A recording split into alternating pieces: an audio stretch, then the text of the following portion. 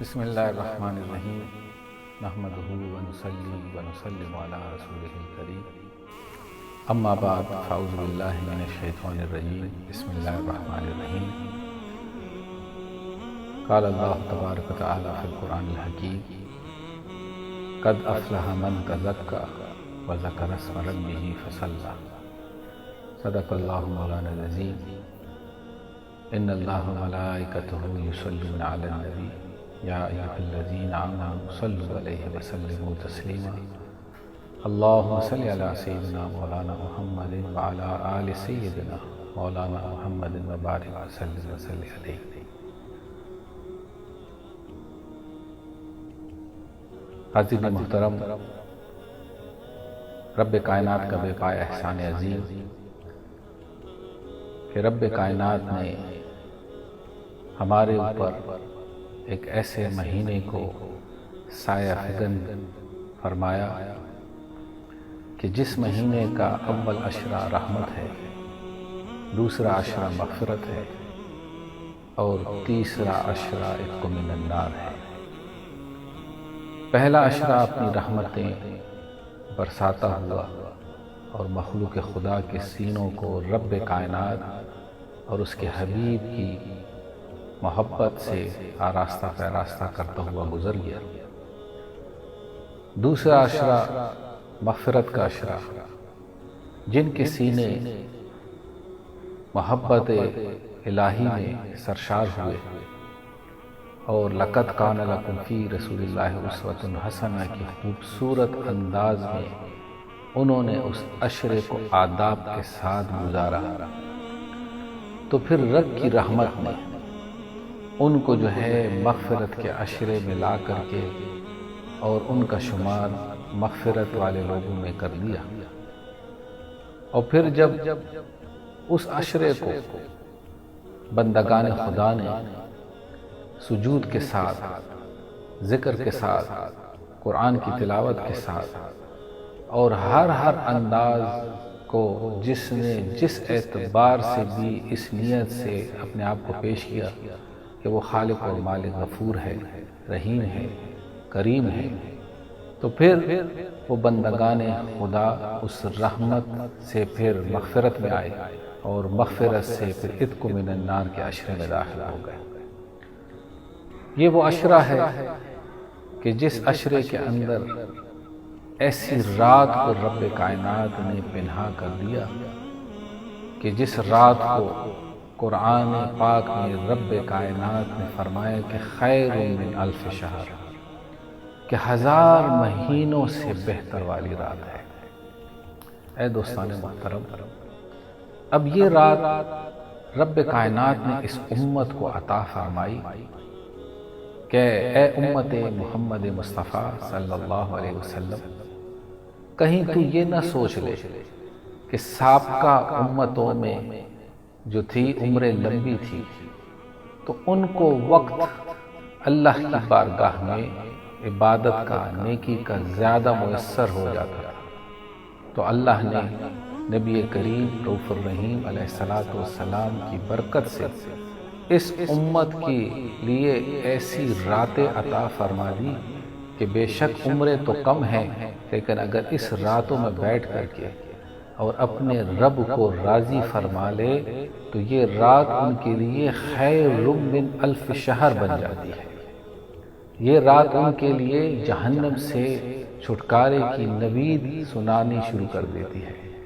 یہ رات ان کے لیے جو ہے بخششوں کے دروازے کھول دیتی ہے۔ تو اے دوستان محترم، آئیے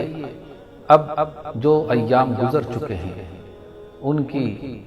رب کائنات کی بارگاہ میں اس ایام کی قبولیت کے لیے ہاتھ اٹھا لیں، اور جو ایام ابھی سر پر سایہ فگن ہے، کچھ دن باقی ہیں، تو اس ایام کو جو ہے قدر کے ساتھ گزارنے کے لیے اپنے آپ کو مستعد کر لیں، اور اس ایام اور اس راتوں کو محبت کے ساتھ، شوق کے ساتھ، اخلاص کے ساتھ جو ہے اپنے اس اوقات کو اللہ کی بارگاہ میں پیش کر دیں، تاکہ یہ دن اور یہ راتیں جو ہے ہم سب کے لیے بخشش کا ذریعہ بن جائے۔ نبی کریم رؤوف الرحیم علیہ الصلاۃ والسلام کی بارگاہ بے کس پناہ ہے، اور ایک شخص آتا ہے، بڑی مشہور حدیث ہے، کئی دفعہ آپ نے اس حدیث کو سماعت کیا، لیکن یہ وہ الفاظ ہیں کہ جس چہرے انور کے خد و خال کو جنہوں نے دیکھا انہوں نے اس حدیث کو سنا، اور پھر اس حدیث کو انہوں نے آگے روایت کیا، تو یہ حدیث ہر شخص کے لیے، قلب و ذہن کے لیے جو ہے سکون کا سبب بنتا ہے اور بنتا رہے گا۔ آئیے ہم بھی اس حدیث کو سنتے ہیں اور اس حدیث سے اپنے دل کے اوپر سے سیاہیوں کو صاف کرتے ہیں۔ ایک شخص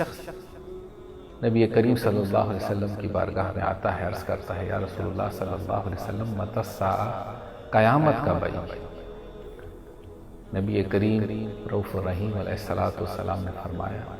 اے شخص ما اعددت لہا، اب یہ بتاؤ تم نے اس دن کے لیے تیاری کیا کر کے رکھی ہے؟ اے دوستان محترم،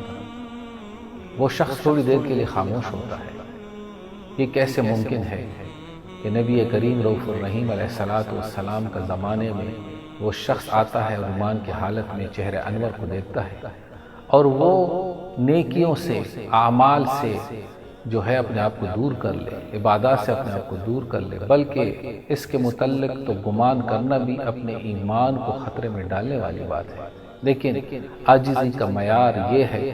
کہ اس شخص نے اپنے عمل کو نبی کریم صلی اللہ علیہ وسلم کی بارگاہ میں پیش نہیں کیا، بلکہ بڑی عاجزی سے نبی کریم صلی اللہ علیہ وسلم کی بارگاہ میں عرض کی کہ یا رسول اللہ صلی اللہ علیہ وسلم، عمل کچھ بھی نہیں، بس ایک بات ہے کہ میں دل سے اللہ سے اور اس کے حبیب سے محبت کرتا ہوں۔ تو میرے نبی کریم رؤوف الرحیم علیہ السلام نے پھر فرمایا، المرء مع من احب، کہ جاؤ پھر اس دنیا میں جس سے محبت کرو گے، کل قیامت کے دن تجھے اسی کے ساتھ اٹھایا جائے گا۔ اے دوستان محترم، یہ انسان کا جو وجود ہے، اس وجود کو رب کائنات نے ہر لحاظ سے، ہر نعمت سے مزین فرمایا ہے۔ اگر آنکھ ہے اور آنکھ کی بینائی نہیں تو پھر مرکز ہے، لیکن اس مرکز کی افادیت جو ہے وہ ختم ہو گئی۔ کان ہے اور کان کا استعمال جو ہے وہ شنید کے ساتھ ہے، سننے کے ساتھ ہے، لیکن کان ہے، سننے کی صلاحیت موجود نہیں، تو یہ اپنے اصل سے محروم ہے۔ اسی طریقے سے زبان ہے، اور زبان کا ایک فعل یہ بھی ہے کہ اس کے اندر رب کائنات نے ایک حس رکھی چکنے کی، اگر وہ حس چکنے والی اس سے ختم ہو جائے تو پھر اس زبان کی ایک خاصیت میں ایک خاصیت، انداز اور وہ حقیقت سے محروم ہو جاتا ہے۔ تو اے دوستان محترم، یہ پورے کا پورا وجود جس مقصد کے لیے ہے، وہ مقصد کیا ہے؟ یا رب کی معرفت ہے، اور یا نبی کریم صلی اللہ علیہ وسلم کی محبت اور اطاعت و اتباع ہے۔ اگر یہ وجود رب کی معرفت سے خالی ہو جائے، جستجو اور لگن سے دور ہو جائے، اطاعت مصطفیٰ سے دور ہو جائے، تو وجود تو بظاہر ہے، لیکن یہ وجود اپنی افادیت کھو بیٹھتا ہے۔ اب اس وجود کے لیے ایک ایسی شخصیت کا ہونا ضروری ہے کہ یہ وجود اس شخصیت کو دیکھ کر کے اس کو اپنے آپ کو اس رنگ میں ڈالے۔ من یطع الرسول فقد اطاع اللہ۔ اب وہ اسی انداز سے اپنے اس وجود کو جو ہے اس طرز پر ڈالے گا، تو پھر کیا ہے؟ یہ وجود اپنی افادیت کی طرف گامزن ہو جائے گا۔ تو اس شخص نے نبی کریم صلی اللہ علیہ وآلہ وسلم کی بارگاہ میں جب یہ عرض کی، میرے نبی کریم صلی اللہ علیہ وسلم نے فرمایا کہ جاؤ پھر اس دنیا میں جس سے محبت کرو گے، کل قیامت کے دن تجھے اسی کے ساتھ اٹھایا جائے۔ معلوم یہ ہوا کہ یہ محبت ایک ایسی طاقت ہے جو اس وجود کو جو ہے اس کو اس کی منزل تک پہنچاتا ہے۔ اس وجود کو اس کی افادیت سے روشناس کراتا ہے۔ یہ محبت ایک ایسی طاقت ہے جو اس وجود کو اس دنیا میں لانے کا مقصد اس کو سمجھا سکتا ہے۔ تو آئیے اپنے اندر جو بہت ساری نعمتیں ہیں،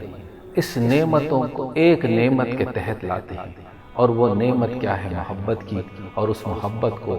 جو ہے لَقَدْ كَانَ لَكُمْ فِي رَسُولِ اللَّهِ أُسْوَةٌ حَسَنَةٌ کے سائے کے نیچے لے کر کے آتے ہیں۔ جب اس سائے کے نیچے اس کو لے کر کے آئیں گے تو پھر یہ وجود جو ہے اپنی افادیت کے اعتبار سے یہ اپنا عمل شروع کر دیتا ہے، اور جب یہ اپنا عمل شروع کر دیتا ہے تو پھر یہی رمضان کی راتیں جو ہیں اس کے لیے قد افلح من تزکا وذکر اسم ربہ فصلی کا ایک خوبصورت جو ہے امتزاج بن جاتا ہے کہ وہ تزکیہ نفس جب اپنی محبت سے میرے آقا کی بارگاہ سے گزار کر کے لاتا ہے، پھر وہ رب کے ذکر کو جب بلند کر لیتا ہے تو اس ذکر کی اثر و تاثیر اس پورے وجود کو جو ہے اپنے انداز میں رنگ لیتی ہے، اور جب یہ انداز، یہ محبت، یہ کیفیت پیدا ہو جاتی ہے اور وہ پھر اپنے سر کو بارگاہ عزتی میں جھکاتا ہے، تو پھر جب وہ رب کائنات کی بارگاہ میں ذکر و تسبیحات کو بلند کر لیتا ہے، اور اگر وہ دعا نہ بھی کر لے تو رب کائنات پھر اس پر اپنی رحمت کے دروازے یوں کھولتا ہے اور پھر ارشاد فرماتا ہے کہ اے میرے بندے، مانگ مجھ سے، جو کچھ مانگے گا تیرا رب تجھے عطا فرمائے گا۔ اسی پر مفکر پاکستان علامہ اقبال نے کیا خوب فرمایا، خودی کو کر بلند اتنا کہ ہر تقدیر سے پہلے خدا بندے سے خود پوچھے، بتا تیری رضا کیا ہے، وما علینا الا البلاغ۔